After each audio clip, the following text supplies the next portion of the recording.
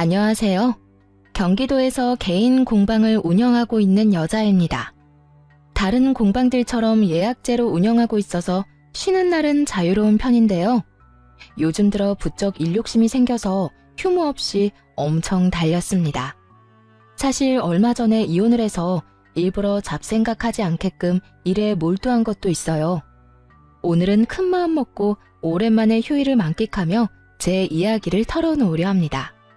여러분께서도 같이 사연 들어주시고 새 출발을 응원해주시면 감사하겠습니다. 어릴 적 제가 나고 자란 동네는 부잣집 많기로 소문난 곳이었어요. 저희 집은 외제차 여러 대 보유하고 운전기사 고용하고 이런 집은 아니었습니다. 그래도 비교적 여유로운 부모님 덕분에 돈 걱정 없이 좋은 환경에서 살았죠. 성인이 된 이후에는 본가의 땅값이 예전보다 더 많이 올랐더라고요. 그래서 부모님은 집을 팔고 새 아파트로 입주하셨어요. 남은 돈으로는 두 분의 노후를 준비하셨고 그 다음으로는 꽤 오래전부터 소유하고 있던 5층짜리 건물을 제게 선물해 주셨죠. 늦둥이 외동딸이라 그런지 할 수 있는 건 다 해주고 싶어 하셨거든요. 아낌없이 지원받은 만큼 부모님께 조금도 실망스러운 모습 보이기 싫었어요. 하지만 그럼에도 결혼 생활을 억지로 이어갈 수는 없었답니다. 부모님이 주신 5층 건물 중 1층은 처음부터 제 가죽 공방으로 썼어요. 사실 공방이라는 게 수입이 엄청 들쑥날쑥합니다. 부모님 덕에 월세를 받을 수 있어서 그나마 꿈은 지킬 수 있었죠. 어릴 때는 너무 들뜬 나머지 건물주 됐다고 여기저기 자랑하고도 싶었어요. 하지만 부모님은 그 누구에게도 말하고 다니지 말라고 신신당부하셨죠. 그래서 가까운 친구는 물론이고 결혼할 사람에게도 굳이 밝히지 않았어요. 마이너스 재산이 아니라면 알릴 필요는 없다고 생각했거든요. 결혼 전 예비시댁에 인사하러 갔을 때 일이에요. 과일 바구니를 사기는 했지만 여전히 손이 좀 허전하길래 구하기 어렵고 질 좋은 가죽으로 예비 시모의 지갑을 만들어 갔습니다. 장보러 갈 때 쓰는 편하게 들 수 있는 지퍼 달린 지갑을 만들어 드리고 싶었죠. 그런데 예비 시모는 제 선물을 대놓고 안 좋아하더군요. 그래도 센스 있는 예비 신랑이 세상에 하나뿐인 거라며 지켜 세워준 덕분에 다행히도 자존심만은 지킬 수 있었습니다. 예비 신랑뿐만 아니라 형님 될 분도 실력이 대단하다고 칭찬해 주셨고요. 형님은 어떻게 이렇게 귀한 걸 만들었냐면서 자기도 받을 수 있냐고 물으셨어요. 시모에게서 바랬던 반응이 형님에게서 나오자 기분이 좀 이상했죠. 꼭 만들어드리겠다고 했더니 고마웠는지 형님이 그날 하루 종일 잘 챙겨주셨어요. 그때부터 형님만큼은 언제나 내 편이겠구나 직감했던 것 같아요. 시모는 밥 먹는 내내 시큰둥하다가 뜬금없이 부모님이 어디 사시냐고 물어봤어요. 대답하니 땡땡동이면 땡땡 아파트 있는 곳인가 하며 혼자 중얼거리더군요. 맞다고 하니 또 무슨 일 하시냐고 형식적인 질문을 하길래 사업하신다고 대답했죠. 머릿속으론 이 불편한 자리가 언제 끝나나 생각하면서요.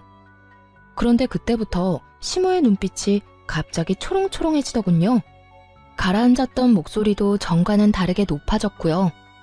게다가 한쪽으로 치워둔 제 선물을 다시 주섬주섬 꺼내보더니 마치 방금 선물 받은 것처럼 지갑 너무 잘 쓰겠다면서 해맑게 웃는 거 아니겠어요?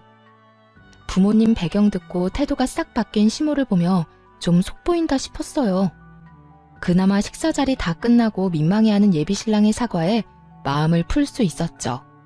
결혼 생활 해보니까 그때 남편을 시원하게 뻥 찼어야 했는데 하고 후회됐어요. 모자란 남편보다 형님이 훨씬 더 든든한 존재가 돼주셨거든요. 시모는 뭐 말할 것도 없이 최악이었네요.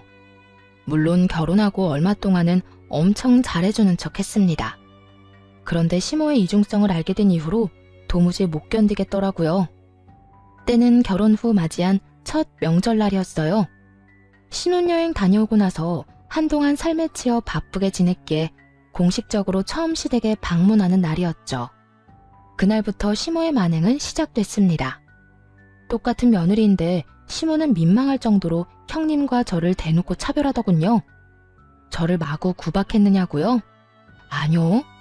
시모는 형님에게만 일을 시키고 어떻게든 트집을 잡아서 형님만 혼내더라고요. 아이고, 오늘은 그냥 명절이 아니야. 우리 세아가 귀한 세 사람들인 첫 명절이라고. 알지? 너 제대로 해야 한다. 네, 어머님. 평소보다 더 신경 써서 음식할게요. 세아가, 너는 나랑 가서 이야기 좀 하자꾸나. 어머님, 저도 형님 음식하시는 거 도울게요. 어머, 네가 뭘 안다고 그래? 어디 음식 할 줄이나 알고? 처음이니까 너무 애쓰지 않아도 된다. 음식은 첫째가 다 할 테니까 넌 걱정 말아라. 아니, 그래도... 그래, 동서. 난 괜찮으니까 오늘은 편하게 있어. 너무 불편해서 곤란한 얼굴로 형님 쪽을 보자 형님은 웃으면서 괜찮다는 신호를 보내셨어요. 솔직히 그때까지는 진짜 제가 서투니까 시모가 손을 못 대게 하는 건가 싶었거든요. 그런데 지켜보니 그냥 형님과 저를 차별하는 거더라고요. 시모는 음식하는 형님을 가만두지도 않고 툭 하면 거실로 호출했는데 형님은 짜증 부리는 기색 한 번 없이 온화한 웃음을 지으셨어요. 거기다 시모는 저는 우리 새아기 하면서 부담스럽게 부르면서 형님은 그저 예 라고 차갑게 부르는 거 있죠. 예, 너 잠시 여기 좀 와보렴. 네, 어머님. 뭐 필요하세요? 기름 냄새가 온 집안에 퍼지니까 속이 너무 안 좋구나. 요한마트 가서 콜라 몇 병 좀 사와. 어머님, 그럼 매실을 타드릴까요? 콜라보다 더 건강에 좋을 거예요. 아니, 넌 내가 콜라 얘기하는데 무슨 매실 타령이니? 아유, 지겨워 정말. 세아가, 쟤는 항상 저렇게 시험이 날 가르치려 든단다. 그냥 콜라 사오기 싫으면 싫다고 해. 에이, 어머님, 아직도 저를 모르세요? 콜라 사오기 싫으면 싫다고 솔직하게 말씀드리죠. 냉장고에 매실청 한가득 있길래 한번 말씀드려 본 거예요. 그럼 얼른 가서 사올게요. 어머머, 너 보자 하니까 정말. 지금 세아가 앞에서 나 약 올려? 형님, 어머님, 제가 얼른 가서 콜라 사올게요. 형님 혼자서 계속 고생하고 계신데 저는 아무것도 안 했잖아요. 심부름이라도 하게 해주세요. 그럼 그럴래, 동서? 고마워. 처음에는 형님이 시모에게 꼼짝 못하는 줄로만 알았거든요. 그런데 다행히도 할 말은 다 하고 계시더라고요. 응? 아유, 좀 착하기도 해라. 예, 네 동서 마음씨 예쁜 거 봐라. 우리 둘째가 신부감은 잘 골랐어 정말. 어머, 어머님, 그런 말씀하시면 장남이 서운해할걸요? 제가 다 잃을 거예요. 으유, 내가 뭐 말을 못한다. 남들은 아무것도 모르고 착한 맏며느리를 잡는다고 하는데 아주 억울해 죽겠어. 그럴 리가 있나? 내가 오히려 당하는 입장이구만. 사실 제 눈에는 시모가 못살게 구니까 형님도 맞받아치는 걸로 보였어요. 하지만 시모는 자기가 피해자라고 하소연하면서 형님을 엄청 흉보더라고요. 부엌으로 가려고 일어나기라도 하면 냅다 제 손을 붙잡고 안 놓아주더라니까요. 아무튼 콜라를 살 겸 남편에게 SOS를 치려고 마트에 혼자 갔습니다. 새벽부터 가까운 낚시터에 시부랑 아주버님, 남편이 낚시를 하러 갔거든요. 순간 너무나도 불공평하다는 생각이 들었죠. 여자들은 열심히 일하는데 남자들은 놀고 있는 이 상황이 말이에요. 여보, 언제 오는데? 빨리 와. 좀 걸릴 것 같은데. 혹시 무슨 일 있어? 어머님 때문에 나 너무 불편해. 나만 여기 두고 낚시하러 가니까 재밌니? 웬만해서는 무슨 일이 생겨도 흥분하거나 목소리를 높이지 않는데요. 그런 제가 전화 받자마자 소리치니까 남편은 단번에 눈치채고 금방 오겠다고 했어요. 남자들이 도착하자 시모는 언제 놀았냐는 듯 팔을 걷어붙이고 일을 하더군요. 웃긴 건 형님이 거의 음식을 다 했는데 고생했다는 말도 제대로 안 했다는 거예요. 그렇게 시모는 음식하는 신용만 잠시 내다가 곧바로 힘들다며 안방에 쏙 들어가 버렸습니다. 늘 이랬던 건가 싶은 마음에 형님이 참 짠했어요. 한편으로는 좀 바보 같기도 했고요. 저라면 이렇게 당하고만 있지는 않았을 테니까요. 하지만 뭐 어쩌겠어요. 저도 딱히 도움된 건 없으니 음식 차리고 치우는 거라도 똑바로 하자 생각했죠. 소중한 내 남편 낳아준 어머니니까 참는 거야. 다른 이유는 없어. 그런데 형님이 그런 제 마음을 읽은 것처럼 갑자기 웃으며 이렇게 말하더군요. 네? 이건 비밀인데 동서한테만 말해줄게. 사실 우리 남편 나 시댁에서 고생하는 거 다 알아. 그래서 친정 가면 나처럼 똑같이 집안일하고 음식해. 나도 처음엔 그럴 필요까진 없다고 생각했거든. 근데 남편이 나서서 그렇게 해주니까 내 마음에 응어리는 안 생기더라. 그냥 동서가 나 불쌍하게 쳐다보길래 그렇다고 말해주고 싶었어. 동서도 중간에서 힘들지? 미안해. 형님, 죄송해요. 에이, 동서가 죄송할 게 뭐가 있어. 형님에게 딱 걸린 것만 같아 조금 부끄럽기도 하고 미안했어요. 형님이 참 대단해 보이고 아주버님도 현명하신 것 같았죠. 남편은 만약 나에게 이런 일이 생긴다면 어떻게 할지 궁금해지기도 했고요. 한편 시모는 형님을 정신적으로도 공격하더군요. 은근히 형님 집안 뭐 볼 거 있냐며 흉보기도 했는데 뭐 그것까지는 참았어요. 그런데 점점 같이 뒷말하기를 원하더라고요. 한 식구인데 이간질하는 게 너무 싫어서 잘 모르겠다는 얼굴로 무건수행했죠. 그랬더니 나중에는 그게 마음에 안 들었던 모양인지 시모에게 딱 찍히고 말았죠.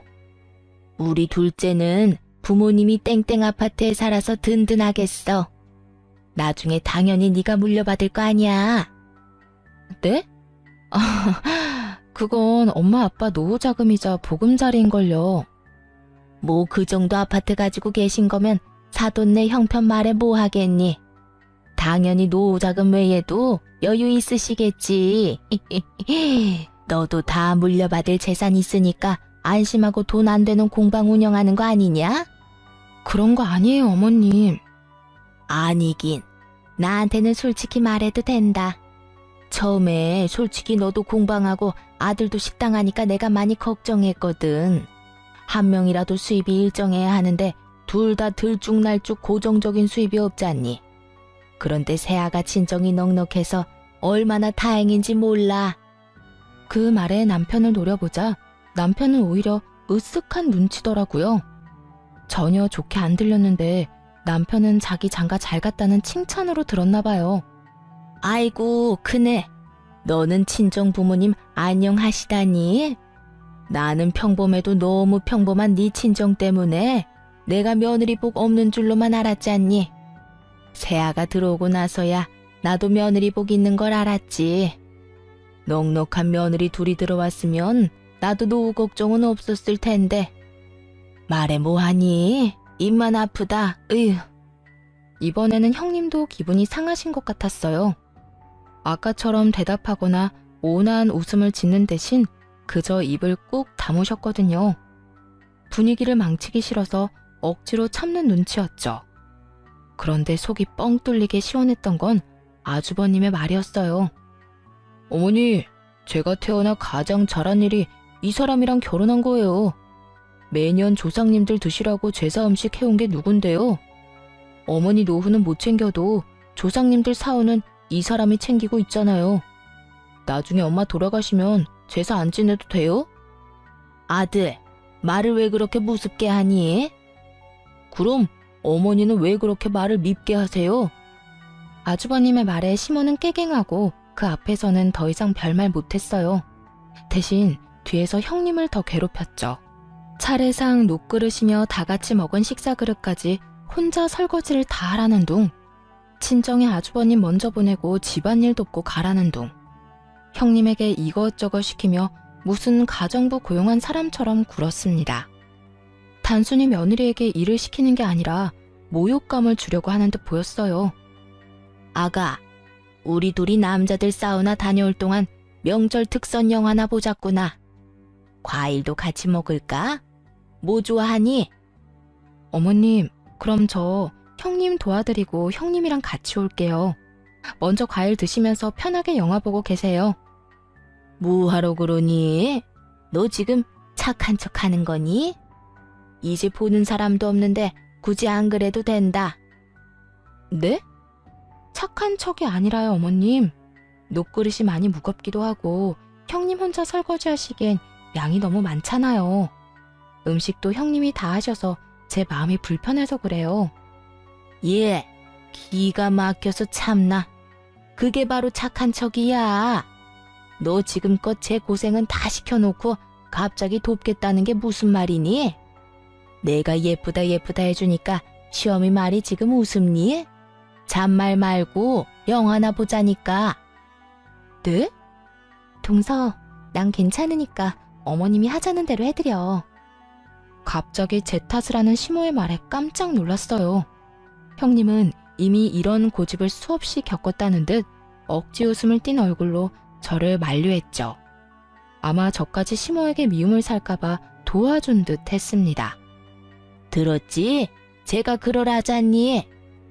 하지만 며느리를 함부로 하대하는 시모를 더는 견디기 힘들더군요. 그래서 소파에서 벌떡 일어나 설거지 금방 하고 오겠다고 말했어요. 그냥 시모의 말대로 해버리면 앞으로 더한 걸 요구할 것 같아서 아주 오싹했거든요. 어머님, 저 손으로 일하는 직업이라 설거지도 깨끗하고 빠르게 엄청 잘해요. 가서 금방 설거지하고 올게요. 그리고 명절에는 따로 형님한테 용돈 좀 챙겨주셔야겠어요. 형님 혼자 일을 다 하시잖아요. 끝까지 입 바른 소리를 하자 시모는 빤히 쳐다보다가 이내 콧방귀를 뀌었어요. 그때부터 은근히 저를 괴롭히기 시작했고요. 형님은 왜 그랬냐면서 걱정했지만 차라리 같이 미움받는 쪽이 나을 것 같았어요. 그런데 예상 밖으로 시모는 시댁을 벗어나서까지 괴롭히려고 들더군요. 우선 그날 집에 돌아오자마자 남편에게 시댁에서의 일을 여과 없이 말했습니다. 바로 말해놓는 게 나중에 탈이 나지 않을 것 같았거든요. 남편은 곧바로 저를 혼자 두고 자리를 비워서 미안하다고 사과는 했지만 시댁에 자주 갈 일 없으니 한 번만 참아달라는 부탁을 하더군요. 아무리 남편의 잘못이 아니라지만 대충 넘어가려는 느낌이라 영 찝찝했어요. 그래서 되도록 시댁에 가지 않으려고 필사적으로 노력했습니다. 이번 주 주말에 엄마가 한번 오래. 갑자기? 왜? 뭐 아들 보고 싶은데 이유 있으시겠어? 그래? 잘 다녀와. 나도 친정에 다녀와야겠다. 장모님이 당신 보고 오래? 아니? 그런 말씀 없으셨는데? 그럼 왜 가? 어머님이랑 똑같지. 우리 엄마 아빠도 딸 보고 싶은데 이유 있겠어? 잠깐만. 당신 지금 내가 우리 집 간다니까 당신도 친정에 간다는 거잖아. 좀 유치하네. 부부는 일심동체 함께 움직여야지. 원래 여자는 남편 가는 곳 따라가는 거야. 자기가 그때 나보고 시댁에는 자주 갈 일 없을 거라며 부부가 일심동체면 나랑 우리 집 같이 가면 되겠다. 진짜 치사하게 그럴 거야? 우리 엄마가 뭐 잡아먹어? 진짜 중요한 날 아니고서야 시댁에 갈 필요 없다며. 그러자 남편은 할 말이 없으니 입을 꾹 다물더라고요. 하지만 생각이 짧았던 걸까요? 시댁에 남편만 보내니까 시모가 엄청 약올랐나 봐요. 그 이후로 가게에 찾아오는 깜짝 이벤트를 준비하셨더라고요. 어머님, 여긴 어쩐 일이세요? 어쩐 일이긴. 보고 싶어서 겸사겸사 왔지. 넌 어떻게 통 얼굴을 안 비추니? 저 보러 여기까지 오신 거예요? 미리 연락해 주셨으면 점심이라도 같이 먹는 건데. 식사는 하셨어요? 아니, 점심은 먹고 왔으니까 됐고. 너 10분이면 준비할 수 있겠지? 네? 그게 무슨 말씀이세요? 도대체 무슨 말인가 싶어서 도시락 먹다가 밥을 묻히고 서서 멍하니 있었네요. 그런데 그 순간 가게 입구가 웅성웅성 하는 거예요. 아니, 너 뭘 멍청하게 서 있니? 걔 하는 사람들 일부러 여기까지 다 데리고 왔다. 너희 공방에도 무료 체험 같은 거 있지? 옆편 애들 귀한 시간 낸 거니까 잘 부탁해. 그리고 얘, 입소문은 아줌마들 입 통하는 게 제일 빨라. 나중에 손님 많아졌다고 나한테 고마워서 절할 거다 아주. 어쩌죠 어머님? 저흰 그런 프로그램 없어요. 미리 말씀하시고 오시지 그러셨어요. 없으면 만들면 되는 거 아니냐? 시험이 위해서 그것도 못해? 예, 오늘 너 예약 없는 거 내가 다 알고 왔어. 인터넷에 검색해보니까 다 나오더만. 어머님, 목요일은 개인적으로 납품할 상품들이 있어서 시간 빼놓은 거예요. 게다가 저 혼자 하는 거라 수용할 수 있는 인원 한계도 있고. 문전박대도 이런 문전박대가 따로 없지. 너 지금 밖에 사람들 서서 쳐다보는 거 안 보여? 정말 날 쪽팔리게 만드는구나. 그냥 한번 그러려니 하고 넘어가면 안 돼? 내가 뭘 알고 데려왔겠니? 다 니 쓰러져가는 공방 홍보하자고 사람들 애써 데리고 왔더니.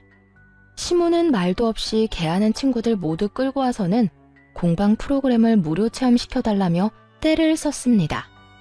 문전박대라는 말에 심장이 쿵쾅거려서 결국 개인적인 일정 다 취소하고 최선을 다해 아무렇지 않은 척 밝게 시모 친구들 대접했네요. 나중에 할 말을 하더라도 그 순간은 참기로 했죠. 다 손님들이고 어른들이니 시모가 망신당하지 않도록 최선을 다해 배려했어요.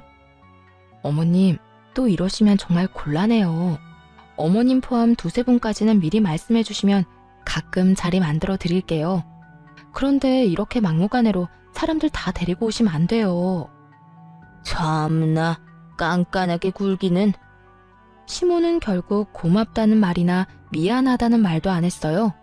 100번 양보해서 집까지는 올 수도 있다고 생각했지만 일터를 침범하는 건 정말 아니라고 생각했어요. 그런데 다 알고도 남편은 이해하라고 대수롭지 않게 말하더군요. 난 분명히 이야기했어. 어머님, 한 번만 더 공방에 찾아오시면 나도 어떻게 할지 몰라. 중간에서 가만히 있지 말고 당신이 해결해, 진짜. 당신 왜 이렇게 말을 무섭게 해? 시어머니가 며느리 일터 궁금해서 좀 갈 수도 있지. 당신이랑 또 엄마 일로 싸우기 싫어. 좋은 게 좋은 거잖아. 참고 이번만 좋게 넘어가자, 응? 가만 보니까 당신 언제나 어머님 일이면 얼렁뚱땅 넘어가려 하는구나. 말이 전혀 통하지 않는 우유부단한 남편. 그리고 친구들이랑 조만간 또 공방에 갈 수도 있다고 통보 문자를 보낸 시모. 이 둘을 보니 속이 부글부글 끓었습니다. 오죽했으면 친정엄마에게 이혼을 하고 싶다고 상담까지 했다니까요. 엄마, 내가 아무리 남편한테 중간에서 역할 똑바로 하라고 말해도 소용없어. 어머님도 너무 뻔뻔해서 대화가 전혀 안 통하고. 금요일에 이혼 전문 변호사랑 상담해 보려고. 아니, 안싸도는 왜 나서서 조용히 잘 살고 있는 부부 이혼을 조장한다니? 그렇게 안 봤는데 심보가 고약하네. 딸, 우선 딱 3번까지만 참아봐. 그 이상을 넘으면 가차없이 버리는 거고. 일단 엄마가 한번 나서야겠네. 황서방이 지금 무슨 상황인지 알게끔 정신부터 차리게 해줘야겠어. 엄마는 본때를 보여주겠다며 아빠를 데리고 남편이 운영하는 식당에 찾아갔습니다. 물론 시모가 한 것처럼 친구들을 데리고 연락 없이 들이닥쳤죠. 그리고 나중에 속 시원한 얼굴로 후기를 말씀해 주셨는데 아주 쌤통이었어요. 황서방, 나왔네. 장모님? 갑자기 어쩐 일이세요? 어쩐 일이긴, 자네 보고 싶어서 왔지. 미리 연락 주시고 오셨으면 좋았을 텐데. 에이, 이 사람아, 가족끼리 무슨 연락이야. 그냥 오다 가다 들러서 한 끼 먹고 가는 거지. 게다가 황서방 식당은 브레이크 타임도 없지 않나? 그렇긴 한데 보통 이때는 점심 장사 끝나고 숨 돌리는 시간이거든요. 그래도 오셨으니까 제가 금방 맛있게 해드릴게요. 그럼 오늘 밥은 황서방이 사주는 건가? 아유, 장모님, 당연한 말씀을 하세요. 여기까지 오셨는데 자위가 어떻게 밥값을 받아요? 그래? 좀 많이 먹을 것 같은데. 장인어른도 오셨어요? 그럼 나 혼자 왔겠어? 어서들 들어와. 아니, 우리 골프 모임 사람들이 황서방 가게 하도 궁금하대서 다 데리고 왔지. 에? 걱정 마. 저 사람들 중에 유명한 블로거도 있거든. 자네 식당 홍보 아주 잘해줄 거야. 아이고, 우리 사위가 오늘 쏜다네. 먹고 싶은 거 걱정하지 말고 다 시켜. 남편은 10명 정도 되는 부모님 손님들을 대접하다가 아무리 생각해도 보내는지 저에게 전화를 했어요. 정말 너무한 거 아니야? 장모님이랑 장인어른 골프 모임 사람들 다 데리고 식사하러 오셨어. 이 시국에 자영업 하는 사이 생각하면 이러시면 안 되는 거잖아. 아니 여보, 식당에 밥 먹으러 가는데 뭐 문제 있어? 문제가 있냐니. 난 장모님 혼자 오신 줄 알고 계산하지 말라고 한 거지. 그런데 갑자기 우르르 몰려오더니 사위가 쏘는 음식이라 선언하시는 거야. 그때부터 사람들 공짜라고 아주 신나서 여러 음식 주문해서 먹는데 아우 저게 다 얼마야 진짜. 아니 우리 엄마도 공짜로 안 먹는데 장모님 장인어른 정말 너무하신 거 아니야? 우리 엄마는 말이야 친구분들 데리고 와도 칼같이 계산하셔. 나도 어머님이랑 어머님 친구분들이 갑자기 공방에 오셨을 때 돈 안 받았어. 열심히 공방 프로그램 체험시켜드리고 선물도 나눠드렸는데 다 무료였다고. 혹시 나 그때 돈 받아야 하는 거였어? 뭐? 아, 알겠어. 그럼 어머님께 입금해달라고 해야겠네. 설마 너 지금 일부러 이러는 거야? 혹시 똑같이 해달라고 장모님한테 부탁했어? 딱히 그런 건 아닌데 신기하게 비슷한 상황이긴 하지. 아이 참 어쩌겠어. 우리가 어른들께 맞춰가야지. 당신이 좀 참아. 좋은 게 좋은 거잖아. 안 그래? 남편과 똑같이 사람 좋은 척 굴자 수화기 너머로 안절부절 못하는 남편의 반응이 느껴졌어요. 황서방, 뭐 하나? 여기서 주문 더 받아야지. 어떡해? 사람들 맛있다고 난리야. 네, 장모님. 집사람이랑 통화 중인데 금방 가겠습니다. 그래.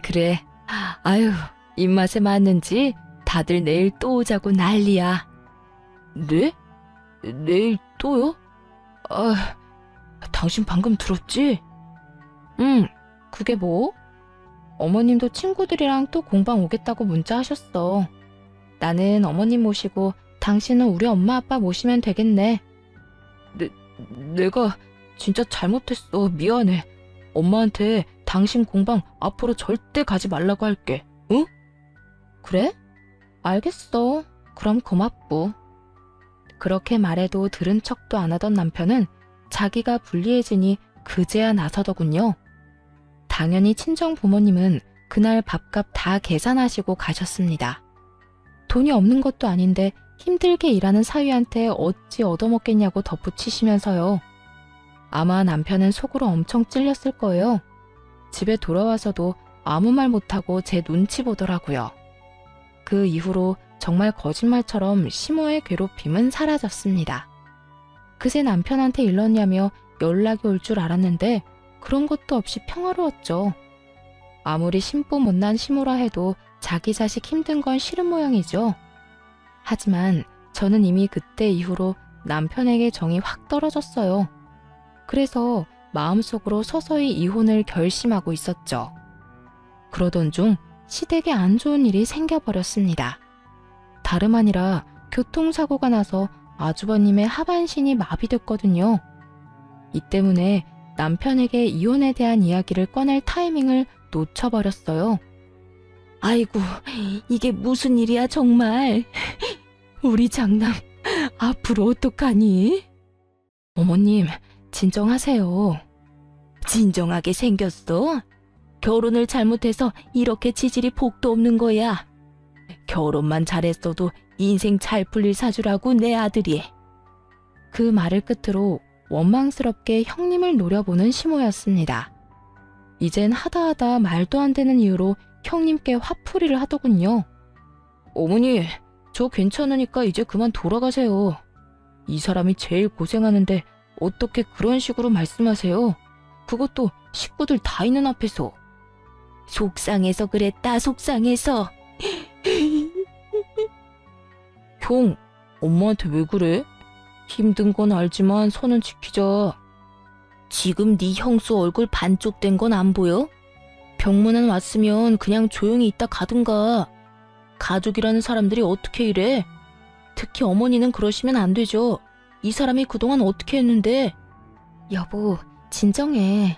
당신 아직 몸 안 좋잖아. 다들 당장 나가라고요.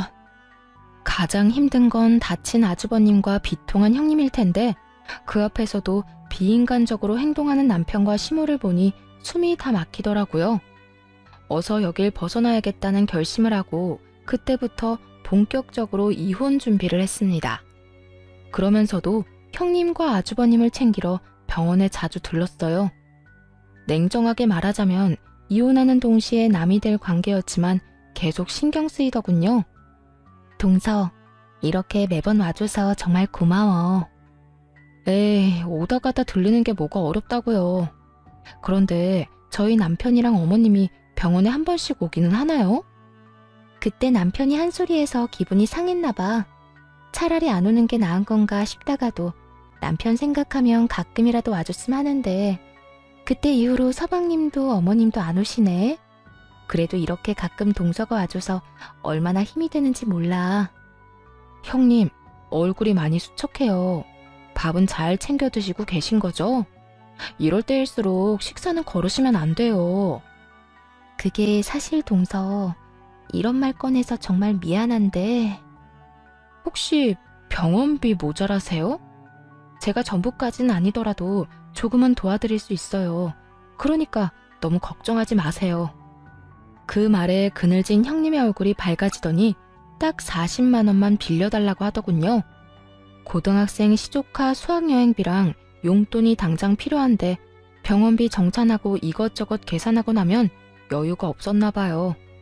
못 받을 돈이라 생각하고 몇백은 드릴 각오를 했는데 40만 원에 손을 벌벌 떨며 고맙다고 우는 형님을 보고 같이 울었네요. 그런데 동서, 입금이 잘못된 것 같아. 500만 원이 들어왔는데? 아이고, 내가 얼른 다시 입금해 줄게. 형님, 진작 눈치채고 도와드렸어야 했는데 죄송해요. 수영이한테 수학여행 잘 다녀오라고 전해주실래요? 입금은 제대로 한 거 맞아요. 저 만약 형님 없었으면 어머님 심술 때문에 바로 도망갔을 거예요. 형님이 잘해줘서 그나마 버텼는데 아무튼 감사했어요. 형님은 그런 제 말이 이상했는지 혹시 남편이랑 무슨 일 있냐고 물었어요. 그래서 솔직하게 이혼을 준비하고 있다고 말했습니다. 그러자 형님은 깜짝 놀랄 이야기를 했어요. 우리가 어머님 심술 참은 것도 다 이민 가면 안 보고 사니까 그런 거였어. 그런데 갑자기 이런 사고를 당하는 바람에. 네? 이민이요? 그래도 포기는 안 할 거야. 좀 늦춰졌다고 생각해야지. 아직은 우리나라보다 외국이 장애인 복지가 더 좋잖아. 저 사람을 위해서라도 꼭 가야지. 그 사실을 알자마자 머뭇거리다 형님에게 귀뜸해드렸어요. 사실 남편이랑 각각 500만 원씩 해서 1000만 원 맞춰서 드리고 싶었는데 남편이 절대 못 준다고 질색했다고요. 동생으로서 어릴 때부터 지금까지 받은 게 많으면서 한순간에 남이라도 된 듯 구는 남편 보고 더 빨리 이혼하고 싶더라고요.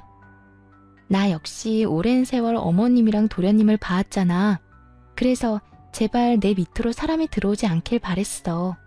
그런데 이렇게 착한 동서가 들어와서 얼마나 맘에 걸렸는지 몰라. 알고 보니 남편은 어머님보다 더하면 더했지 덜하진 않다고 합니다. 시모에게 밉보인 형수를 가정부쯤으로 알고 뒤에서 막대했다고 하네요. 생각보다도 더 구제불능이었나 봐요.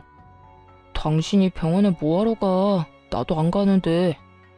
그러니까 당신이 안 가니까 나라도 간 거지. 야, 혹시라도 나중에 친정 식구 아프다고 돈 갖다 바칠 생각하지 마라. 나도 우리 형한테 돈 안 줬으니까 말이야. 뭐? 조금도 안 도와드렸다고? 진짜야. 나 형한테 돈 한 푼도 안 줬어. 형수한테 전화해서 물어볼래? 형수가 우는 소리 하길래 형이 무슨 수로 갚겠냐고 냉정하게 전화 끊어버렸거든. 자랑이다. 당신 형이 그렇게 다쳤는데 돕고 싶은 마음이 전혀 안 생겨? 동생이 되어가지고 어떻게 그래? 어휴, 그렇게 감정적으로 굴다가는 거지꼴 못 면해. 아무리 가족이라도 금전적 거래는 하는 게 아니라고. 돈이 아까워서 그러는 게 아니라 내 원칙이 그래.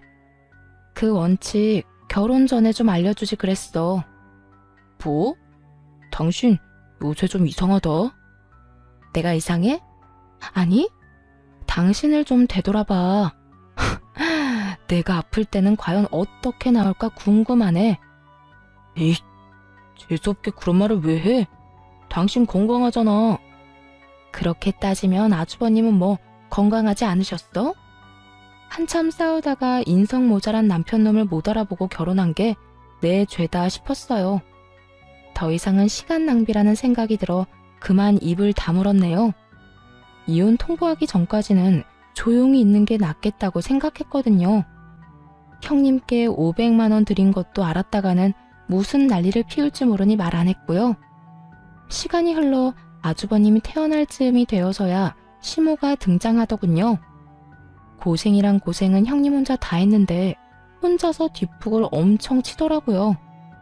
내 자식이 너무 불쌍하다며 엄청 징징거리는데 그 착하던 형님이 얼마나 마음고생하고 힘들었으면 시모한테 화를 다 냈다니까요.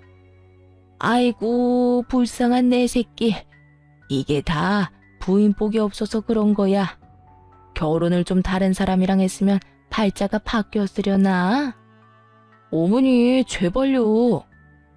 잠시만 여보. 어머님, 제발 좀 그만 징징거리세요. 지금 제일 힘든 사람이 어머님 같아요? 아니요, 저 사람이랑 저예요. 저도 충분히 힘들다고요. 지금까지 코빼기도 안 보이시다가 태어날 때는 또 왜 오신 거예요? 도와주실 거 아니면 이만 돌아가 주세요. 뭐? 너 제정신이니? 지금 그게 무슨 말버릇이야? 어머님, 나중에 후회하실 행동 그만 좀 하시라는 거죠. 언제까지 들들 볶으실 건데요? 따지고 보면 이 사람이 부인복 없는 게 아니라 제가 남편복 없는 거죠. 어머어머, 보자 하니까 저게. 형님의 말에 도저히 참을 수 없어서 웃음이 작게 터졌습니다. 시모가 눈치를 주며 눈을 부라렸지만 아랑곳하지 않았어요. 모처럼 형님의 한 방이 너무 속 시원했거든요. 눈을 씻고 봐도 자기 편이 없는 것 같자 시모는 금방 눈물을 그치고 일어나더군요. 눈물 쇼하러 온 중견 여배우라도 되는 줄 알았네요. 그쯤 되니 정말 아들 걱정은 하는 건지도 의문이었어요. 아주버님은 벙쪄 있다가 웃으면서 형님께 앞으로도 그렇게 큰 소리치라고 했어요. 그런데 인생에 계속 안 좋은 일만 일어나는 건 정말 아니더라고요. 그 해에 사고로 너무 힘들었던 형님네 가족에게 무슨 일이 일어난 줄 아세요?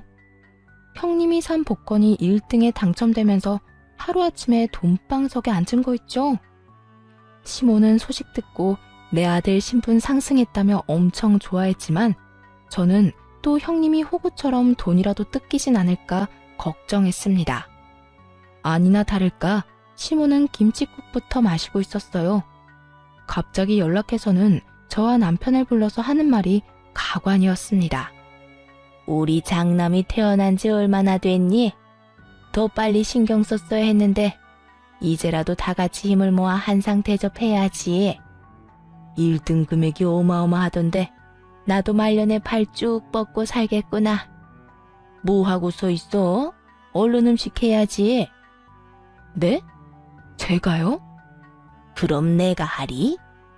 아주버님과 형님을 초대했으니 도와서 음식 좀 하라는데 뭐 이거 해라 저거 해라 말만 해서 거의 저 혼자 다 한 격이었어요. 같이 온 남편도 전혀 도움이 안 됐죠. 힘들지? 그래도 어쩌겠니? 이제는 서열이 아주 달라졌어. 첫째 내한테 봉사하면서 살아야지. 그럼 콩고물이 얼마나 어떻게 떨어질지 누가 아니? 맞아. 조금 힘들더라도 자기가 고생해. 그동안 형수 혼자서 다 하던 거잖아. 진짜 엉망진창이네요. 뭐? 그게 무슨 말버릇이야? 아니, 어쩜 엄마나 아들이나 그렇게 염치 없이 구는 모습이 판박이에요? 당신 뭐라는 거야 지금? 개차반인 시모와 남편에게 질려서 뛰쳐나가려는데 마침 형님이 휠체어 태운 아주버님을 데리고 나타났습니다. 그러자 남편과 시모는 제게 언제 화를 내냐는 듯 버선발로 형님과 아주버님을 맞이하며 살뜰히 대접하더군요. 형, 왔어? 몸은 좀 괜찮아? 근데 네가 언제부터 내 걱정했냐? 에이, 또 섭섭하게 뭘 그렇게 얘기해. 아이쿠, 예쁜 내 새끼들 왔어? 네? 제가 잘못 들었나 봐요, 어머님. 이제는 뭐 내 아들이나 너나 다 내 새끼지. 함께한 세월이 얼마나 흘렀냐? 긴 세월 네가 참 고생 많이 했다. 그래도 이렇게 고생 끝에 선물이 오는 법이야. 며느리 복 없다던 어머님이 그런 말씀하시니까 신기하네요. 그나저나 음식은 동서가 다 한 거죠? 응? 뭐 그렇지. 첫째 너는 이제 편히 쉬면 돼. 동서, 고생했지? 미안해. 아니에요, 형님. 저는 괜찮아요. 형님은 당연히 저 혼자 고생했다는 걸 알아채고 고맙다고 인사하시더군요. 그래서 귓속말로 이게 마지막이라고 형님에게 말해드렸죠. 네가 둘째한테 정 미안하면 윗사람이 용돈도 챙겨주고 그러는 거야. 용돈이요? 네? 아니요. 저 그런 거 필요 없는데요. 둘째야, 너 쓸데없는 자존심 좀 부리지 마라. 그 고생을 했는데 마땅히 용돈 받을만 하지. 그리고 이참에 공방에서 돈 안 되는 일 하지 말고 첫째네 가서 일하는 게 어떻니? 첫째 너희는 이제 사람 부릴 여유는 되는 거 맞지? 가족끼리 돕고 살면 좋잖니. 아주버님네 가서 매주 청소 좀 하고 아주버님 케어를 도우라는 말이었어요.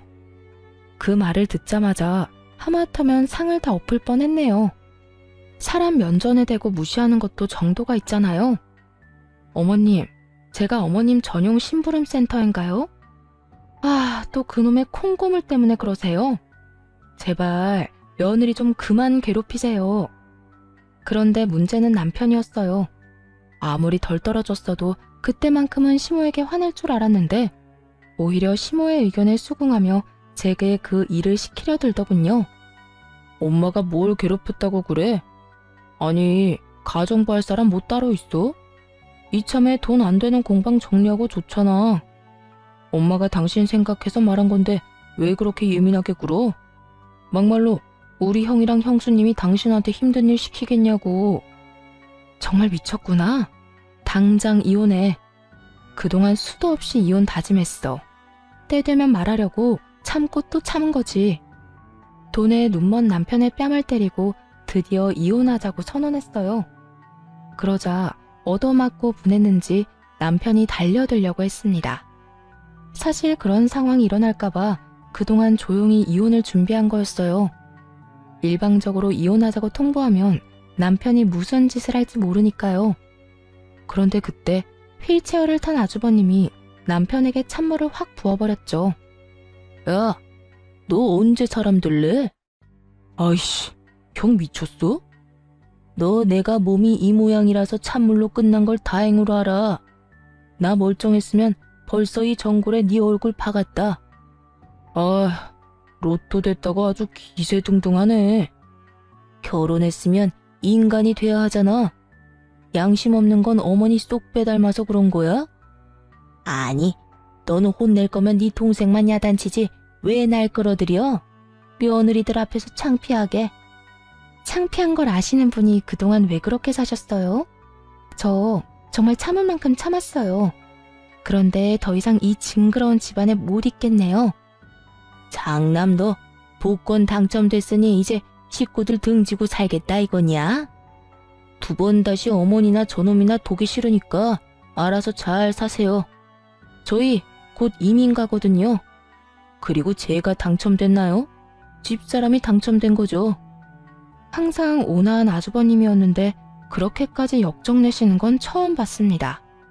곧 이민 간다는 말에 시모는 개거품을 물고 말았죠. 뭐? 갑자기 무슨 이민이야? 한국인으로 태어났으면 한국에서 살아야지. 어미야, 네가 말해봐라. 이게 다 무슨 말이야? 네, 이민 갑니다, 저희. 어머님, 저희 벼랑 끝까지 몰려서 힘들 때 도와준 사람 동서뿐이었어요. 그런데 어떻게 동서한테 대놓고 가정부 운운하세요? 동서, 그때 500만 원 빌려줘서 정말 고마웠어. 수영이 수학여행비에 용돈하고도 많이 남아서 그 돈 감사히 잘 썼어. 식구라는 인간들이 단 몇십만 원도 못 빌려준다고 했을 때 사실 난 세상이 무너지는 줄 알았거든. 그러니까 가기 전에 동서한테 빚은 갚아야지. 빌려준 거 아니고 드린 거라니까요. 안 주셔도 돼요, 형님. 괜찮다고 손사래를 쳐도 형님과 아주버님은 제발 받아달라고 했어요. 시끄럽던 시모와 남편은 형님이 수표를 내밀자 숨죽이고 지켜보더군요. 형님, 게다가 금액이 이상해요. 저는 500만 원 빌려드렸는데 5천만 원이라뇨? 5천만 원 맞아. 마음을 돈으로 계산할 수는 없지만 동서 마음을 헤아려 보니까 대략 그 정도더라. 5천만 원? 아이고 세상에. 어미야, 나는? 어머님한테 드릴 돈이 어디 있겠어요. 아니, 오히려 제가 받아야 하지 않을까요? 그러자 시모는 갑자기 돌변해서 자기 줄 돈 주고 가라고 절대로 이대로 외국 못 간다고 형님의 바지가랑이를 붙잡았습니다. 남편은 아주버님에게 엄마 모실 돈이라도 달라고 매달렸죠. 나중에 시모가 아프기라도 하면 자기가 모셔야 하는데 어떻게 이러냐면서요. 불구된 형한테는 한 푼도 못 빌려준다던 사람이 누구더라? 형, 진짜 1억이야? 어머니 모시든 말든 너 알아서 해라. 난 이제 이 집 식구 아니니까. 아주버님이 냉정하게 끊어내자 남편 놈은 제 5천만 원이라도 갚겠다고 했어요. 하지만 그 돈이 어떤 돈인데 그대로 남편에게 빼앗길 리가 없죠. 5천만 원은 마음만 감사히 받겠다고 하고 형님께 돌려줬습니다. 이쯤에서 시원하게 정리를 다 해야 할 것 같았거든요. 형님, 저 여유 있어요. 안 도와주셔도 돼요. 정중하게 거절하자 형님은 혹시 돈이 모자란 거냐며 필요하면 그보다 더 주겠다고까지 하셨어요. 괜찮아요. 사실 공방 있는 건물이 제 거거든요. 다들 무시하지만 공방도 엄청 잘 되고 있고 매달 월세 받으면서 살아요. 그래서 저는 이혼해도 여유 있어요. 당신, 그게 무슨 말이야? 나한테는 전혀 그런 얘기 안 했잖아. 내가 왜 당신한테 말해야 해? 그야 우린 부부니까. 이혼할 건데 부부는 무슨? 얘기가 나온 김에 진작 준비했던 이혼 서류를 꺼내 남편 얼굴에 찰싹 던져줬네요. 형님은 그제야 제 말이 무슨 뜻인지 알겠다며 고개를 끄덕였어요. 아하, 그러니까 우리가 정말 시어머니 복이 없었던 거네. 그러니까요. 저는 남편 복도 없어서 이쯤 하려고요. 그나저나 어머님, 항상 며느리 복 없다고 우는 소리 하셨었죠? 그런데 알고 보니 복이 분수에 넘쳤던 거네요. 시모는 자기가 귀인을 못 알아봤다며 저와 형님에게 잘못했다고 매달렸어요. 돈 앞에 손바닥 뒤집듯 바뀌는 시모의 모습에 마지막까지 질렸네요. 남편은 아니나 다를까 제 재산도 다 자기 거라며 큰 소리를 치더라고요. 그래서 미리 상담받았던 변호사님한테 전화해서 스피커폰으로 현실을 들려줬어요. 죄송하지만 부모님께 증여받은 재산은 재산 분할에 들어가지 않습니다. 에? 지금 이 사람 변호사라고 이쪽에 유리하게만 말하지 마세요. 못 믿겠으면 너도 변호사 고용해서 물어보든가. 참, 너 그럴 돈 없지? 인터넷에 검색해봐. 다 나와 있으니까. 여보, 나한테 어떻게 이래? 아이고, 멀쩡하던 집안이 아주 콩가루 집안이 됐네. 그 이후 형님네는 가족 전체가 이민 절차 밟고 있다고 해요. 저도 해외가 아주버님께는 훨씬 나을 거라고 생각합니다. 착하게 살았던 만큼 복을 받은 형님네. 앞으로도 행복하게 살았으면 좋겠어요. 또 저는 멍청한 남편과 고약한 시모에게서 벗어나 이혼하고 광명 찾았습니다. 깔끔하게 재산 한 푼 안 주고 헤어져 평화롭게 살고 있죠. 처음에 합의 이혼 절대 안 해주겠다며 고집 부리던 전 남편은 소송 시작하면 억대 위자료 물게 할 거라고 겁주니 금방 깨갱하고 물러나더군요. 아, 그리고 형님이 주신 5천만 원은 결국 받았어요. 안 받으면 진심으로 서운하다고 종잣돈으로 쓰라 해서 통장에 모셔놨습니다. 전 남편은 졸지에 이혼당하고 홀어머니 모시게 됐다며 시모 엄청 구박한다 들었어요.